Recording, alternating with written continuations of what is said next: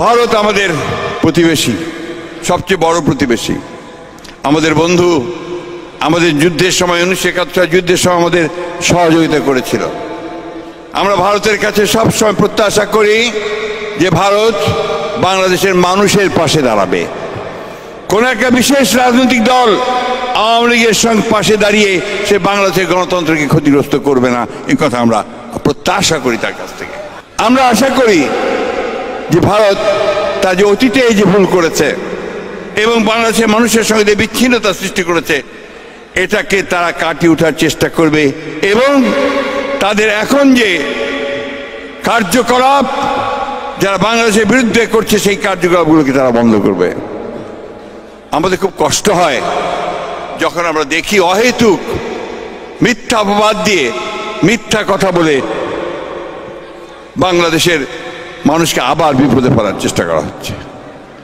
আগরতলার deputy high commissioner office আক্রান্ত হয়েছে, কলকাতায় হাই কমিশনার ডেপুটি হাইকমিশনার অফিসে আপনার আক্রান্ত হয়েছে এবং মিছিল নিয়ে আপনাদের সিলেট দিয়ে ঢোকার চেষ্টা করেছে, বেনাপোল দিয়ে ঢোকার চেষ্টা করেছে। এটা কোন ধরনের বন্ধুত্ব? এটা কোন ধরনের প্রতিবেশীর কাজ?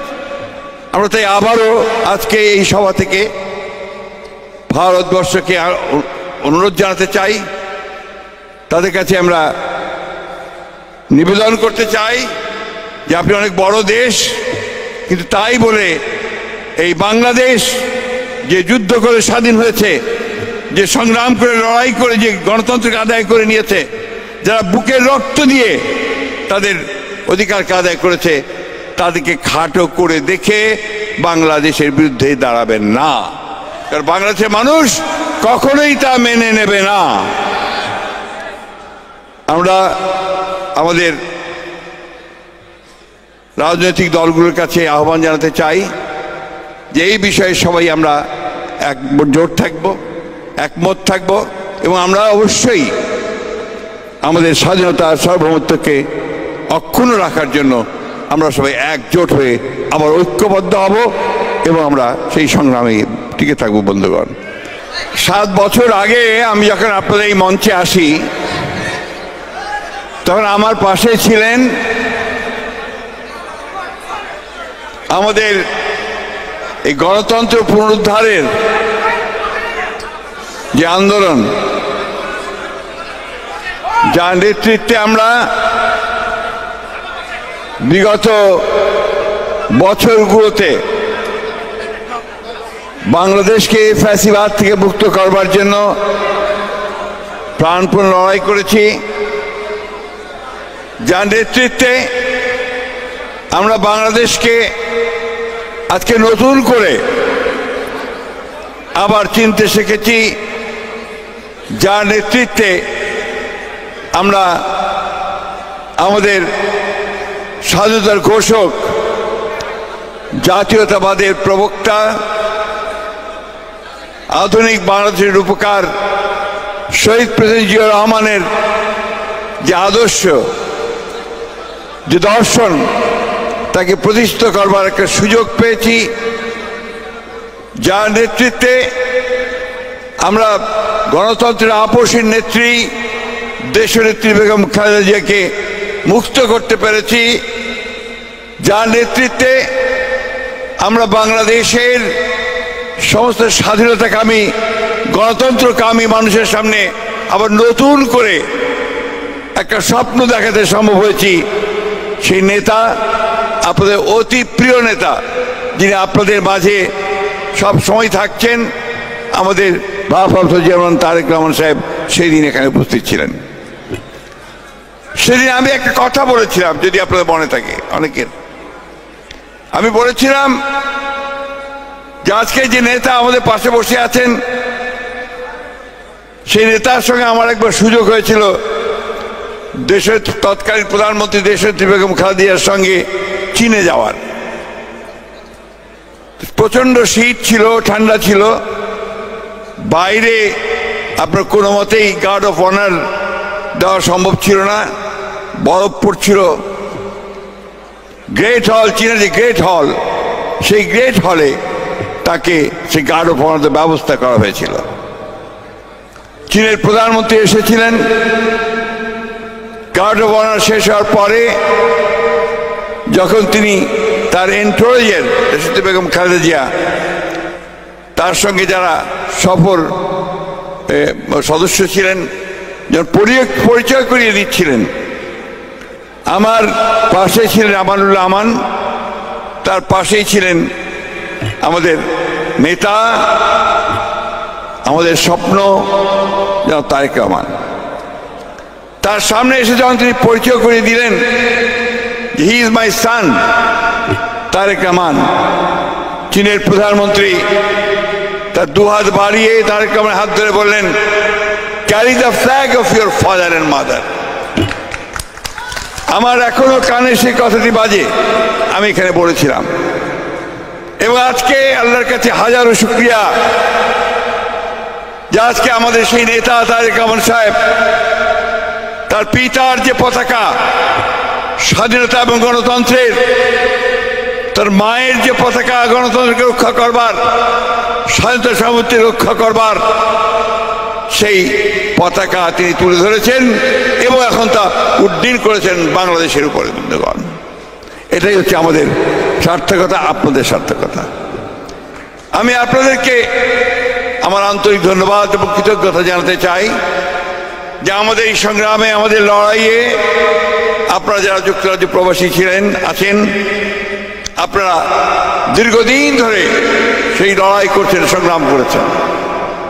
আমার এখনো মনে আছে যে এইখানে আপনারা হাজার হাজার সদস্য একত্রিত হয়ে আপনারা মাইলের পর মাইল হেঁটেছেন, গণতন্ত্রের দাবিতে হেঁটেছেন।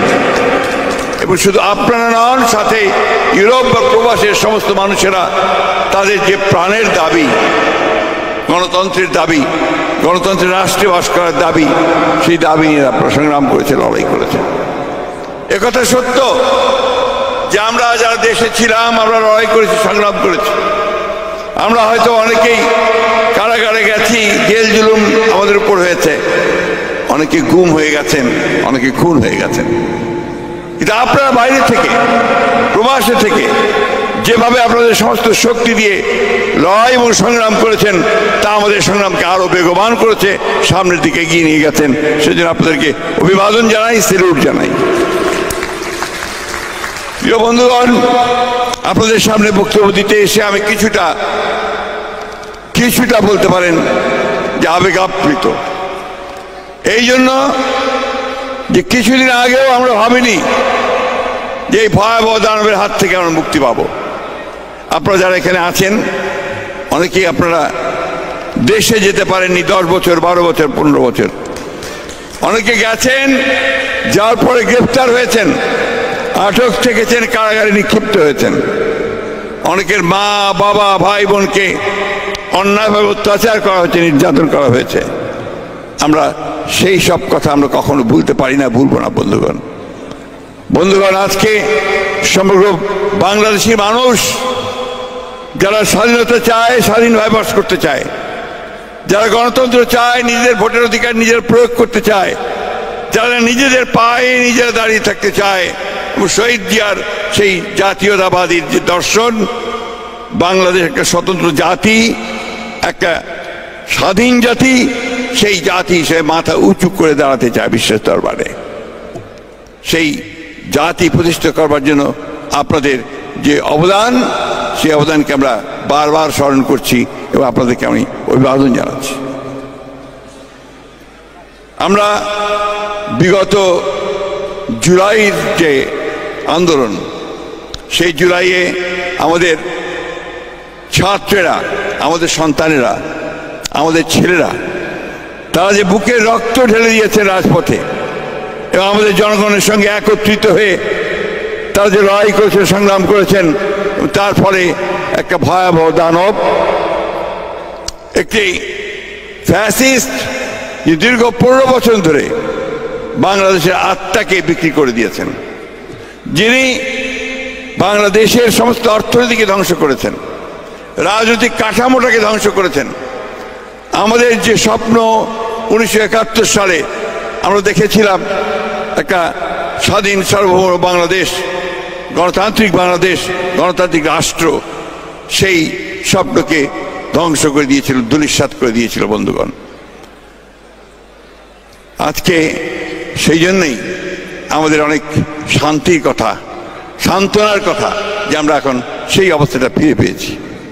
আজকে এখানে অনেকে আছেন যারা বয়স্ক মানুষ, আবার অনেকে আছেন যারা তরুণ। এই তরুণেরা অনেকেই বাংলাদেশ থেকে পালিয়ে এসেছিল, সেই সময় টিকতে পারেনি দেশের মধ্যে। মামলা মোকদ্দমা, হত্যা, খুন, জখম, গুমের মধ্য দিয়ে তাদেরকে পালিয়ে আসতে হয়েছে। অনেক সাংবাদিক আছেন তারাও পালিয়ে চলে এসেছিলেন, কারণ উপায় ছিল না, সেখানে বেঁচে থাকার কোনো পথ ছিল না।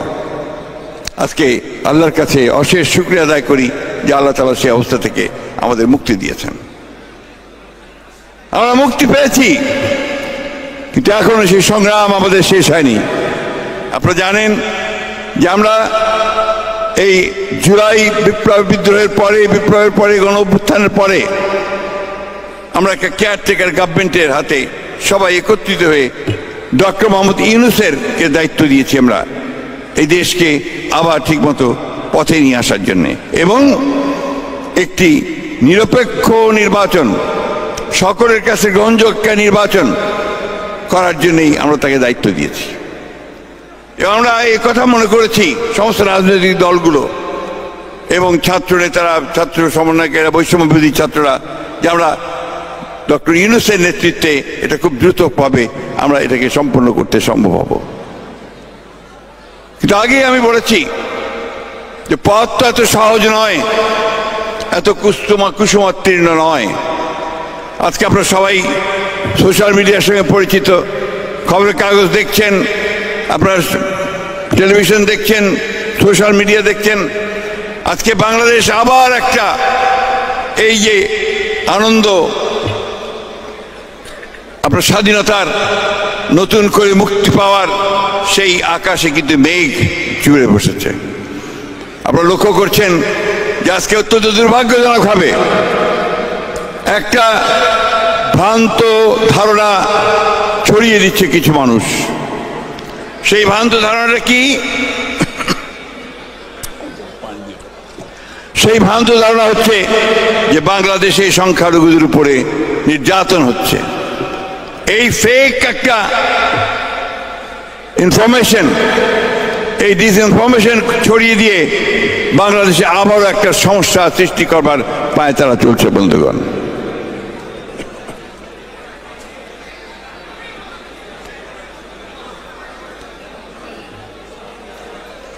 সাত বছর আগে আপনাদের এখানে যখন আসি তখন বয়স 7 বছর কম ছিল, আর তখন আবার আপনার এতবার জেলে যেতে হয়নি।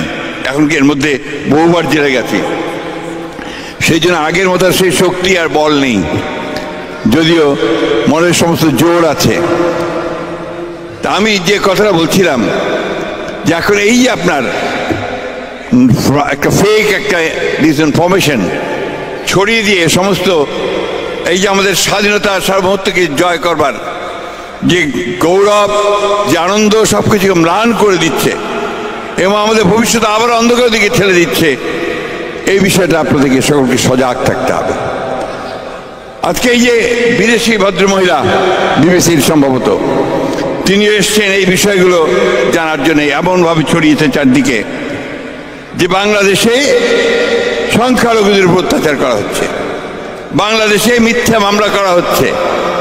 শেখ হাসিনা যিনি বাংলাদেশের মানুষের উপর অত্যাচার করেছেন, নির্যাতন করেছেন, খুন করেছেন, হত্যা করেছেন, 20,000 তরুণকে হত্যা করেছেন, আমাদের ইলিয়াস আলী সহ 700 মানুষকে গুম করে দিয়েছেন। আমাদের এমন কোনো নেতা নেই, আমাদের সবচেয়ে বড় আমাদের দেশনেত্রী বেগম খালেদা জিয়া, তাকে বছরের পর বছর কারাগারে আটকে রেখেছিলেন। আমাদের নেতা তারেক রহমানকে মিথ্যা মামলা দিয়ে নির্বাসিত করেছেন। সেই শেখ হাসিনাকে আজকে ভারত আশ্রয় দিয়েছে এবং সেই শেখ হাসিনা আবার তার দলবল নিয়ে ষড়যন্ত্র করছে, নতুন করে চক্রান্ত সৃষ্টি করছে বন্ধুগণ, এবং এই চক্রান্ত সৃষ্টি করে বাংলাদেশের স্বাধীনতা, গণতন্ত্র, সার্বভৌমত্বকে বিনষ্ট করতে চাইছে। আজকে চিন্তা করে দেখুন যে মহিলা একসময় প্রধানমন্ত্রী ছিলেন, সেই মহিলা 15 বছর ধরে বাংলাদেশের মানুষের বিরুদ্ধে অবস্থান নিয়েছে। সেই মহিলা আজকে ভারতে বসে, বিদেশে বসে বাংলাদেশকে কিভাবে ক্ষতি করা যাবে, কিভাবে বাংলাদেশের স্বাধীনতাকে বিপন্ন করা যাবে, কিভাবে বাংলাদেশকে আবার অন্ধকার দিকে ঠেলে যাওয়া যাবে, সেই ষড়যন্ত্র চক্রান্তে লিপ্ত হয়েছেন। এদের কি কোনো ক্ষমা করা যায়? এদের কি কখনো ক্ষমা করা যায়? বন্ধুগণ, ক্ষমা করা যায় না।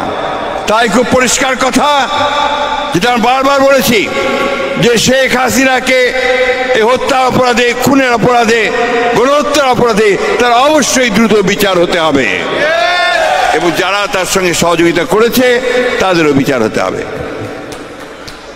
ভারত আমাদের প্রতিবেশী, সবচেয়ে বড় প্রতিবেশী, আমাদের বন্ধু। আমাদের যুদ্ধের সময় 1971 যুদ্ধের সময় আমাদের সহযোগিতা করেছিল। আমরা ভারতের কাছে সবসময় প্রত্যাশা করি যে ভারত বাংলাদেশের মানুষের পাশে দাঁড়াবে। কোন একটা বিশেষ রাজনৈতিক দল আওয়ামী লীগের সঙ্গে পাশে দাঁড়িয়ে সে বাংলাদেশের গণতন্ত্রকে ক্ষতিগ্রস্ত করবে না, এই কথা আমরা প্রত্যাশা করি তার কাছ থেকে। কিন্তু দুর্ভাগ্য, please please please please please থামেন থামেন। আমরা আশা করি যে ভারত তার যে অতীতে এই যে ভুল করেছে এবং বাংলাদেশের মানুষের সঙ্গে যে বিচ্ছিন্নতা সৃষ্টি করেছে, এটাকে তারা কাটিয়ে ওঠার চেষ্টা করবে, এবং তাদের এখন যে কার্যকলাপ যারা বাংলাদেশের বিরুদ্ধে করছে, সেই কার্যকলাপগুলোকে তারা বন্ধ করবে। আমাদের খুব কষ্ট হয় যখন আমরা দেখি অহেতুক মিথ্যা অপবাদ দিয়ে, মিথ্যা কথা বলে বাংলাদেশের মানুষকে আবার বিপদে ফেলার চেষ্টা করা হচ্ছে। আগরতলার ডেপুটি হাইকমিশনার অফিস আক্রান্ত হয়েছে, কলকাতায় হাই কমিশনের ডেপুটি হাইকমিশনার অফিসে আপনার আক্রান্ত হয়েছে, এবং মিছিল নিয়ে আপনাদের সিলেট দিয়ে ঢোকার চেষ্টা করেছে, বেনাপোল দিয়ে ঢোকার চেষ্টা করেছে। এটা কোন ধরনের বন্ধুত্ব? এটা কোন ধরনের প্রতিবেশীর কাজ?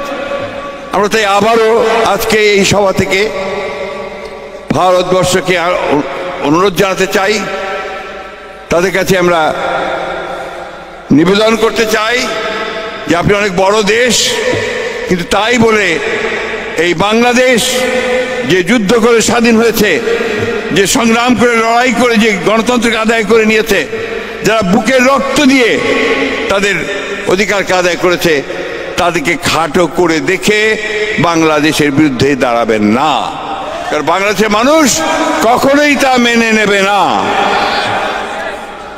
আমরা আমাদের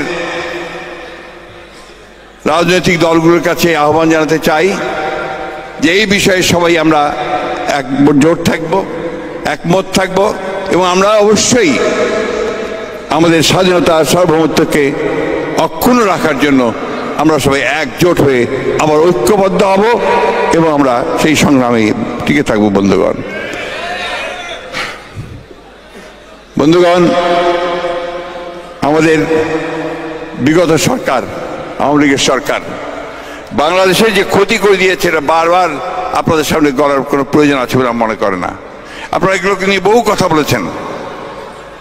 আপনি জানেন যে গত কয়েকদিন আগে এই সরকার যে একটা কমিটি করে দিয়েছিল শ্বেতপত্র প্রকাশ করবার জন্যে, দেবপ্র ভট্টাচার্যকে আপনার প্রদান করে, সেই কমিটি তারা যে রিপোর্ট দিয়েছে, সেই রিপোর্টে বলেছে যে প্রতি বছর $16 বিলিয়ন করে পাচার করে দিয়েছে।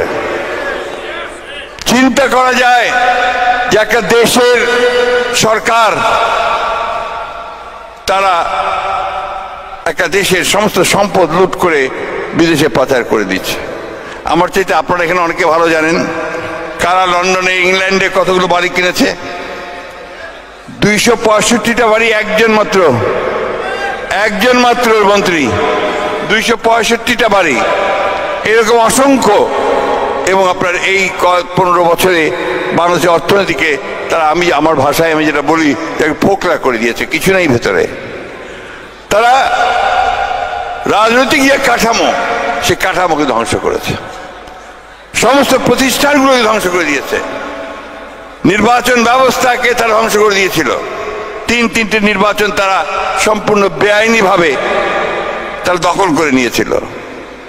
তারা ব্যুরোক্রেসি, আমলাতন্ত্র এবং আইনশৃঙ্খলা বাহিনীকে দলীয়করণ করেছিল এবং গোটা বাংলাদেশের প্রশাসনকে তারা তাদের দলীয় প্রশাসনে পরিণত করেছিল। বন্ধুগণ, আপনারা যারা বাংলাদেশে গেছেন, যারা বিভিন্নভাবে অফিসে, আদালতে এই অফিসারদের সঙ্গে কথা বলেছেন, দেখবেন যে কোনো কিছু অবশিষ্ট নাই। এখন গোটা বামলাতন্ত্র আওয়ামী তন্ত্রে পরিণত হয়েছিল এবং তাদের মধ্যে কোনো নীতি বলতে কোনো জিনিস ছিল না। ঘুষ দুর্নীতিতে পুরোটা ছেড়ে গিয়েছিল। এই কাজটা খুব কঠিন কাজ, সেখান থেকে ফিরিয়ে নিয়ে আসা। জুডিশিয়ারি পর্যন্ত, বিচার ব্যবস্থা পর্যন্ত সম্পূর্ণভাবে দলীয়করণ করা হয়েছিল।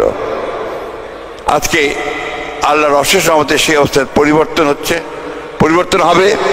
সেই কারণে আমাদের নেতা জনাব তারেক রহমান সাহেব বারবার করে বলছেন যে এই সরকারকে আমরা সহযোগিতা করতে চাই, এই সরকারকে আমরা সহযোগিতা করে আমরা আমাদের ঈপ্সিত লক্ষ্যে অর্থাৎ গণতান্ত্রিক ব্যবস্থায় ফিরে যেতে চাই। এই সরকারের দায়িত্বটা কি? এই সরকারের দায়িত্ব হচ্ছে খুব দ্রুত এই অবস্থাগুলোকে, এই জঞ্জালগুলোকে সাফ করে দিয়ে যত দ্রুত সম্ভব একটা নির্বাচন, সকলের কাছে গ্রহণযোগ্য একটা নির্বাচন দেওয়া। আমরা বলেছি যে এটারই খুব বেশি সময় তো লাগার কথা নয়। আমরা মনে করি যে নির্বাচন ব্যবস্থা, প্রশাসন, বিচার ব্যবস্থা এবং অর্থনীতির ন্যূনতম যে সংস্কারগুলো, সেই সংস্কারগুলো করে আমাদের নির্বাচনের দিকে দ্রুত যাওয়া উচিত। কারণ আমরা এর আগেও বলেছি যে নির্বাচন যত দেরি হবে সমস্যা তত বাড়তে থাকবে, ততই বেশি গণতন্ত্রের বিরোধী শক্তিরা মাথা উঁচু করে দাঁড়াবে, ততই বেশি গণতন্ত্রকে যারা দেখতে চায় না, গণতান্ত্রিক ব্যবস্থা চায় না, তারা জায়গা করে নেওয়ার ব্যবস্থা করবে। আমরা সেই জন্যই বারবার করে তাদের বলেছি যে আসুন আমরা যত কম সময়ের মধ্যে পারি আমরা নির্বাচনের ব্যবস্থা করতে পারি। বন্ধুগণ, আমি বক্তব্য দীর্ঘ করব না। আমরা একটা বিশাল ভয়ঙ্কর একটা কঠিন সময় পার করে আমরা একটা নতুন সূর্য দেখছি। আমরা একটা সামনের দিকে একটা নতুন সম্ভাবনার দ্বার দেখতে পাচ্ছি। আমরা গণতন্ত্রকে প্রতিষ্ঠিত করবার একটা সুযোগ পেয়েছি। আমরা সেই সুযোগ নষ্ট করতে চাই না। আমাদের নেতা জনাব তারেক রহমান সাহেব বারবার করে সেই কথাই বলেছেন যে আমরা এমন কিছু করব না যার মধ্য দিয়ে আমরা নিজেদের ক্ষতি করি বা এই সুযোগ আমাদের হাতছাড়া হয়ে যায়। তিনি দেখবেন যে আমাদের তারেক রহমান সাহেব কত ম্যাচিওরড ওয়েতে বক্তব্য দিচ্ছেন এবং এই কয়েকদিন গতকালও তিনি যে বক্তব্য দিয়েছেন এই ভারতের সঙ্গে এই সমস্যার কারণে খুব খুবই ঠান্ডা মাথায়, অত্যন্ত স্টেটসম্যানের মতো, রাষ্ট্রনায়কের মতো তিনি বক্তব্য দিয়েছেন এবং তিনি ধৈর্য সহকারে এই সমাধানগুলো করা বলেছেন এবং তাদের পাতা ফাঁদে আমরা যেন পা না দেই সেই কথাটা বারবার বলেছেন। তাই কোনো হঠকারিতা নয়, কোনো বিশৃঙ্খলা নয়, অত্যন্ত সতর্কতার সঙ্গে আমাদেরকে সামনের দিকে পা ফেলতে হবে। আমাদের মধ্যে অনেকে আছেন যারা উগ্রতা করেন, আমাদের মধ্যে অনেকে আছেন যারা হঠকারিতা করেন, কিন্তু হঠকারিতা বা উগ্রতা এটা কখনোই আমাদেরকে সঠিক লক্ষ্যের দিকে নিয়ে যাবে না। গোটা পৃথিবী এখন ভিন্ন রকম, গোটা পৃথিবী এখন অস্থির হয়ে উঠেছে। আজকে ভূ রাজনীতি, এই ভারত উপমহাদেশের যে রাজনীতি, সবকিছু মিলিয়ে আমাদেরকে সামনের দিকে এগিয়ে যেতে হবে অত্যন্ত সতর্কতার সঙ্গে। আমি খুব সুস্থ নই, যে কারণে আমি আপনার অনেকক্ষণ বক্তব্য রাখা হয়তো আমার পক্ষে সম্ভব হয় না। ইচ্ছা ছিল আপনাদের সামনে অনেকক্ষণ কথা বলার, কিন্তু সেইটা বোধহয় সম্ভব হবে না। শুধু একটা কথা আপনাদেরকে আমি অনুরোধ করে বলতে চাই যে আপনারা অত্যন্ত ভাগ্যবান ছিলেন যে আপনারা এখানে আমাদের নেতা তারেক রহমান সাহেবকে আপনাদের মাঝে পেয়েছেন এবং আমরা তাকে এখানে বেশি দিন রাখতে চাই না, আমরা তাকে দেশে নিয়ে যেতে চাই। কারণ তার নেতৃত্ব আমাদের এখন দেশে খুব বেশি প্রয়োজন। দেশের মানুষ তার জন্য অপেক্ষা করছে কবে তারেক রহমান সাহেব আসবেন। আসলেই আমরা নিঃসন্দেহে সেই আমাদের যে শক্তি, আমাদের যে আন্দোলন, আমাদের যে সংগ্রাম, স্বাধীনতার যে সংগ্রাম, সেই সংগ্রাম আরো অনেক বেশি জোরদার হবে বন্ধুগণ। তাহলে ওই যে কথা যে শহীদ প্রেসিডেন্ট জিয়াউর রহমানের স্বাধীনতার সার্বভৌমত্বের যে পতাকা, দেশনেত্রী বেগম খালেদা জিয়ার গণতন্ত্রের যে পতাকা, সেই পতাকাকে তিনি ধরেছেন। এখন এই পতাকাকে তিনি পুরোপুরিভাবে এই বাংলাদেশের মাটিতে নিয়ে যাবেন বলে আমরা বিশ্বাস করি বন্ধুগণ। আজকে শুধু আমরা নই, আজকে সারা বিশ্বের মানুষ তার দিকে তাকিয়ে আছে। এই যে 50 বছর 53 বছর পরে এই রাষ্ট্রটি আবার নতুন করে একটা গণতান্ত্রিক পথে যাওয়ার সুযোগ দেখছে, একটা পথ দেখছে, সেই পথে নেতৃত্ব দেবেন আমাদের আমাদের আমাদের নেতা জনাব তারেক রহমান বন্ধুগণ। আমি শেষ করতে চাই, আপনাদের সকলের প্রতি আমরা কৃতজ্ঞতা জানাতে চাই। এখানে যারা আছেন আপনারা সবাই অত্যন্ত কষ্ট করেছেন, পরিশ্রম করেছেন। আমি জানি অনেকে 15 বছর 16 বছর দেশের বাড়িতে যেতে পারেননি, অনেকে যাওয়ার কথা ভাবছেন। আপনারা আসেন, আপনারা সবসময় বাংলাদেশের মানুষের কাছে আপনাদের যথাযোগ্য মর্যাদা পাবেন বলে বিশ্বাস করি। একটা কথা বলেই শেষ করব, এই যুদ্ধের লড়াই কিন্তু এখনো শেষ হয়নি। আমাদের বিরুদ্ধে প্রচুর ষড়যন্ত্র হচ্ছে, চক্রান্ত হচ্ছে। আজকে বাংলাদেশের বিরুদ্ধে চক্রান্ত হচ্ছে বন্ধুগণ। এই চক্রান্তকে রুখে দাঁড়াতে হলে আমাদের যেটা দরকার হচ্ছে, ঠিক আন্দোলনের সময় আমাদের যেমন ইস্পাত দৃঢ় ঐক্য ছিল, ঠিক সেরকম ঐক্য আমাদেরকে আবারও শক্ত হতে ধরতে হবে বন্ধুগণ। ঐক্যকে দৃঢ় করতে হবে এবং কেউ যেন আমাদেরকে বিভ্রান্ত করতে না পারে, সেই কথাটা আমাদের মনে রাখতে হবে। সব কিছু মানুষ তারা সবসময় চেষ্টা করছে এটাকে ফাটল ধরানোর জন্য। কিছু ব্যক্তি তারা আমাদেরকে বিপথে পরিচালিত করতে চান। আমরা বাংলাদেশের মানুষ, আমরা উদারপন্থী গণতন্ত্রে বিশ্বাস করি, আমরা গণতন্ত্রে বিশ্বাস করি। সেই গণতন্ত্রকে প্রতিষ্ঠিত করবার জন্য আমরা অবশ্যই ঐক্যবদ্ধ থেকে একটা সুষ্ঠু নির্বাচনের মধ্য দিয়ে, সকলের কাছে গ্রহণযোগ্য নির্বাচনের মধ্য দিয়ে আমরা বাংলাদেশে আমাদের নেতা তারেক রহমান সাহেবের নেতৃত্বে, দেশনেত্রী বেগম খালেদা জিয়ার নেতৃত্বে আমরা একটা গণতান্ত্রিক রাষ্ট্র নির্মাণ করতে চাই বন্ধুগণ। যে রাষ্ট্রে সমস্ত মানুষের বিকশিত হওয়ার সুযোগ থাকবে, আমাদের বেকার ছেলেরা তারা কর্মসংস্থান পাবে, কলকারখানা গড়ে উঠবে, কৃষির উৎপাদন বৃদ্ধি পাবে। আপনারা জানেন যে উনি 31 দফা দিয়েছেন আমাদের তারেক রহমান সাহেব।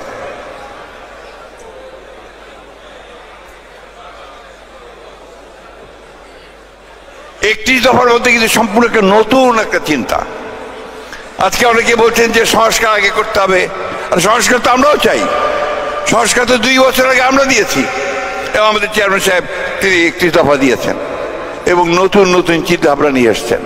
যে প্রেসিডেন্ট এবং প্রধানমন্ত্রীর যে ভারসাম্য, ক্ষমতা ভারসাম্য, সেটাকে রক্ষা করতে হবে, তাকে নতুনভাবে চিহ্নিত করতে হবে। দ্বিকক্ষ বিশিষ্ট পার্লামেন্ট তৈরি করতে হবে, আরো বেশি জনগণের আপনার অংশগ্রহণের জন্য, আরো গণতান্ত্রিকীকরণের জন্য। বিচার বিভাগের কমিশন তৈরি করে বিচার বিভাগকে নতুন করে সাজাতে হবে।